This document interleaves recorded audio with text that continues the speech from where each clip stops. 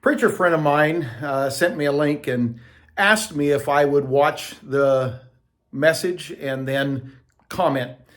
And he encouraged me that I could skip past the music and just get to the message if I wanted to do that. I'm glad he encouraged me to do that because, frankly, I wouldn't have listened to the music anyway. The service was, I'm just going to say it, my personal opinion as an independent fundamental, got saved in the 1970s Baptist, my personal opinion, the music and the atmosphere of this place was absolutely disgusting. I believe it is reprehensible to the Lord.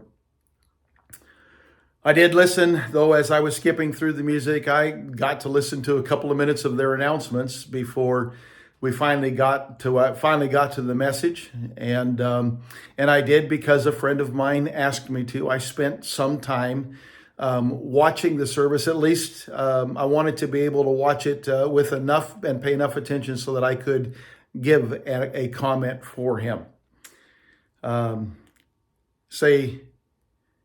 First of all, this group, I think there's an interesting, they, in their announcement, said that they had started they have, however large, this looked like multi-thousands of people, and then they said they had 5 different campuses in the Denver area, besides how many ever thousand were in attendance in this service.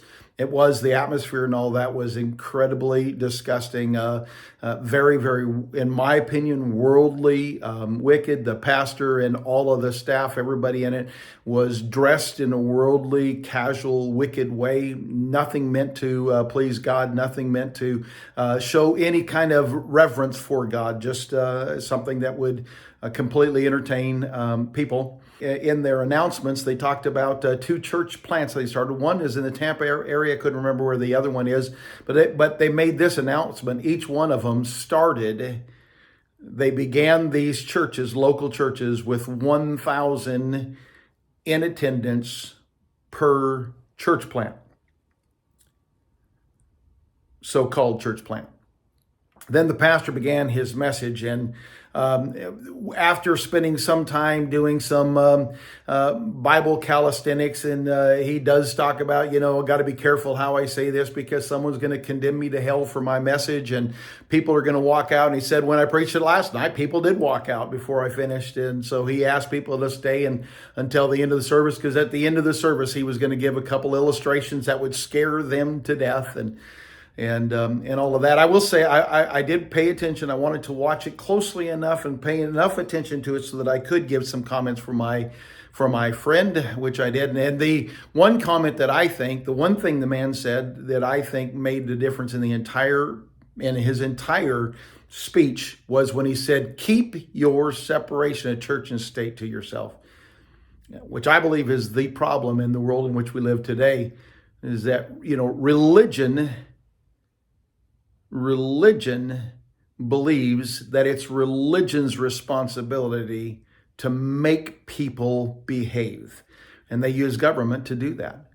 Separation of church and state denies them the right to use government in order to make people behave according to what they believe God wants. Separation of church and state provides for a person the opportunity to worship God according to the dictates of his own conscience. From there, the man's entire message, after using some, theological and, calisthenics with the Greek and the Hebrew language and scriptures that were not from the King James Version of the Bible, after doing a multitude of calisthenics with that kind of stuff, then he went on to illustrate using his own state. And he said he's got a governor who worships the devil and is trying to become the president. He goes on from there. And he said the whole problem in our country is that we've got Christians who are not praying, but more than that, we have Christians who aren't voting right. And the entire point of the message is it's in time for Christians to take over our government and all of that. Listen, my opinion, my understanding from the scriptures, my understanding from Christian history and the Anabaptist movements. The problem is not that Christian religion hasn't done enough to change and affect the world. The problem is that too many professing Christians don't genuinely trust God to carry out his perfect plan. We spend way too much time trying to affect the world rather than trying to effectively preach the gospel.